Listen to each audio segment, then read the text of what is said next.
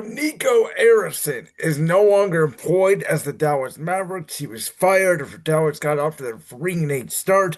They are 14th in the Western Conference. And of course, this was the guy who last year on February 1st, the night of the WWE Royal Rumble, traded away Luka Doncic to the Los Angeles Lakers for Anthony Davis, causing a complete rebellion among not only NBA fans and executives, but Dallas Mavericks fans and executives. Nobody could believe that he could trade the face of the franchise. Of course, then there started leaking out that, Nico was concerned about Luka's weight, his practice habits, that he wasn't always in shape. Um, they knew his talent ability, but they didn't think that he had the work ethic to be the face of the franchise. And fans always just started chanting "Fire Nico." They did so from the beginning. Turned out Nico Harrison walked into the greatest trade in the history of the NBA because he got the number one overall pick because the Dallas Mavericks were the 10th seed. They had to take on the Memphis Grizzlies in that 9-10 playing game. The winner would face the Thunder in the first round of the playoffs. Guess what? The Mavericks pretty much tanked that game. They got annihilated, and what that got them was Cooper Flag. And essentially, Nico traded Luka Doncic for Cooper Flag. But now with Anthony Davis that was hurt, Kyrie Irving, who got hurt a year ago, and he's not going to be back till maybe the trade deadline this year. And this Mavericks team has nothing but bigs, no guards right now. Jason Kidd, obviously, former point guard in his own right as head coach. They've been experimenting back and forth with Cooper Flag. Is he a point forward? Is he a point guard? Is he just a small forward? Where are we going to play with him? And I think the Mavericks and their for to save face with their fan base needed a scapegoat. And Nico Harrison deserved to be fired a year ago after the Luka Doncic trade.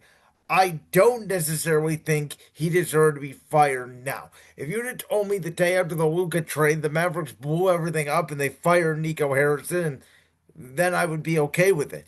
But I would say that this is the roster you built, Nico, and yes, they're 3-8. Yes, you did trade for old stars and Anthony Davis and Kyrie Irving, but a lot of people thought this Mavericks team had a good roster. Derek Lively, Daniel Gafford, PJ Washington.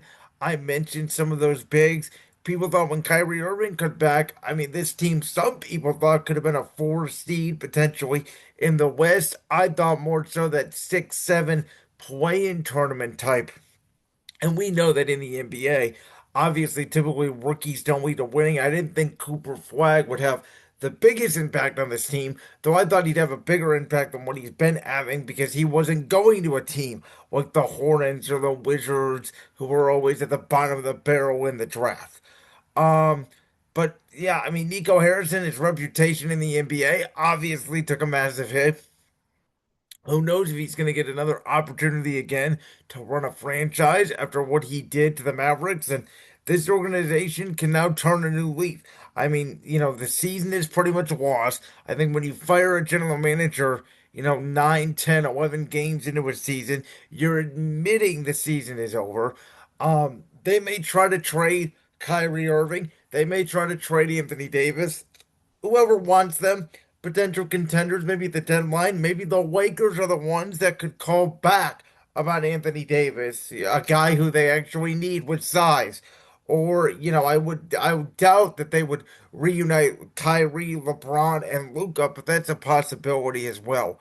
Um, but yeah, Nico Harrison, man, this will go down as the worst move in the history of the NBA. Luka Doncic, I will say, does look right, feels good in the yellow and gold of a Laker color. He's been really good for them this year. Lakers are one of the most surprised teams, I would say, early out west, especially without LeBron, the way Luka and Austin Reeves have been playing. You top on that, the struggle of the Dallas Mavericks, the fans at every home game chanting "Fire Nico." The final straw was obviously the blown lead in the fourth quarter, and the Mavericks like Jason Kidd. They just gave him a new contract extension. You have the new rookie in Cooper Flag. So the scapegoat is going to be the general manager or the president of basketball operations. And that guy for the Mavericks is the guy who traded away Luka Doncic and Nico Harrison. So for Dallas fans, they're saying, hey, don't let the door hit you in the ASS. and we'll rebuild next year, whether or not we have AD or Kyrie, whatnot.